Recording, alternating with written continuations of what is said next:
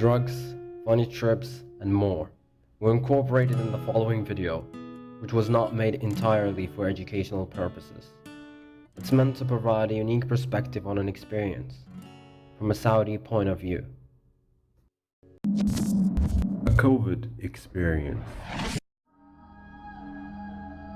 Stage 1. Limits. You might be wondering why COVID and why now? Those are all valid questions. However, I've had plenty of time to reflect on these issues, and this was the most fitting response to the current situation. Frankly, my dear, I don't give a damn. We're going to be talking about the fever, plus some background information, and finally, drugs. When it comes to the fever, it was way worse than I expected, especially when considering that the cause is an uninvited virus.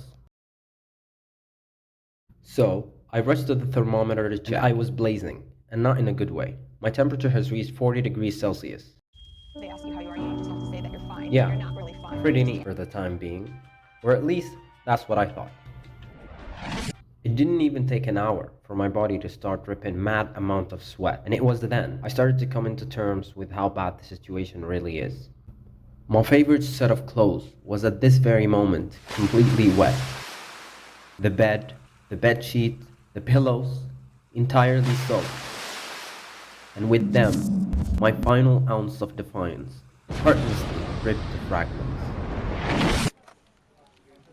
Before we proceed any further, I would like to interest you in some beautiful background.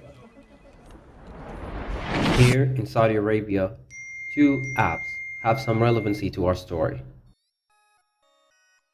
The one on the left, the thin, multicolored looking Nike logo, is called Sahati. But we're going to start off with Tawakkalna, the compressed, lackluster looking app. It's used for tracking COVID status, but it's primarily used to gain access for places like malls, coffee shops, grocery stores, and even your place of work. It does what it's supposed to well, but things are never that simple. Sahati, on the other hand, can be used to monitor health status in relation to COVID. You can also book vaccination and COVID test appointments through this app.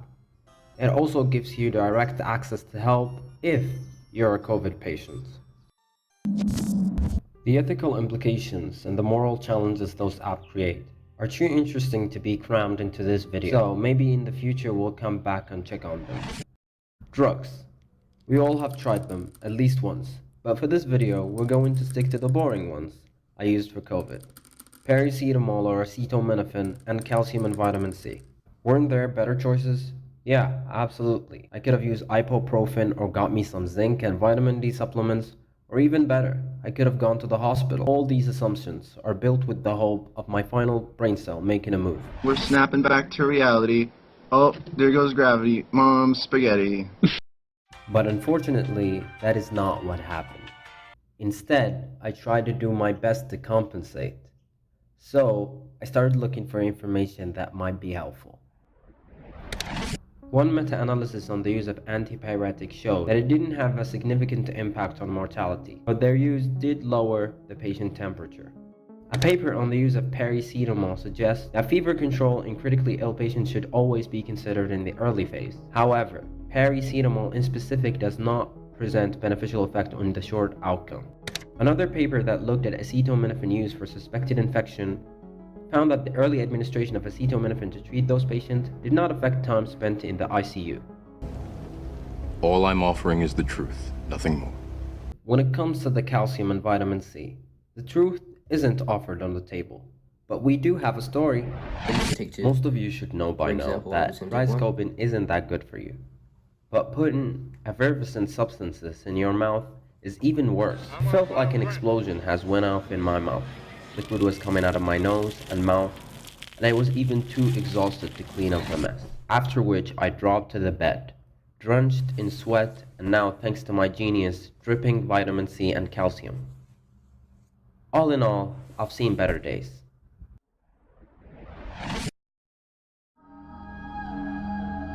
Stage 2. Psychosis. The symptoms for psychosis can be generalized into two major categories: delusions, and hallucinations.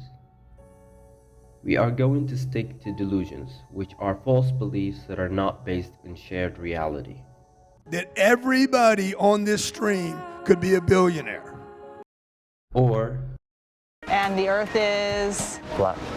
The Earth is flat. My reality, my senses tell me that the Earth is flat and stationary. you were aware that what you were feeling is just a dream, but as time went on, it got more and more difficult to distinguish between what's real and what isn't. I don't know if real's the right word.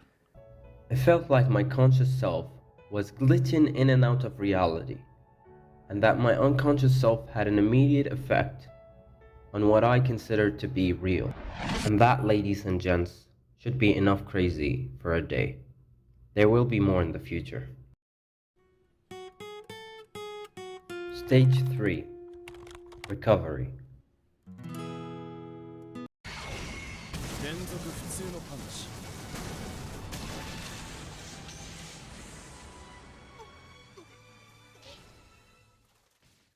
Not that insane, but more like this. Laying down, waiting on myself to get better. And it was at this period that I got a lot of time to reflect on how lucky I truly am to have such a caring family and such cool friends. And I almost forgot that I lost my ability to taste and smell. And what did I do with that lack of ability? I tried raw onions, and it still tastes disgusting. As we part ways, don't forget to hit the like if you like the video and comment if you have some feedback. And be sure to share it. I've always depended on the kindness of strangers. Thanks for watching this far. I really appreciate it. And if you like the disappointments I offer, be sure to subscribe. And bye.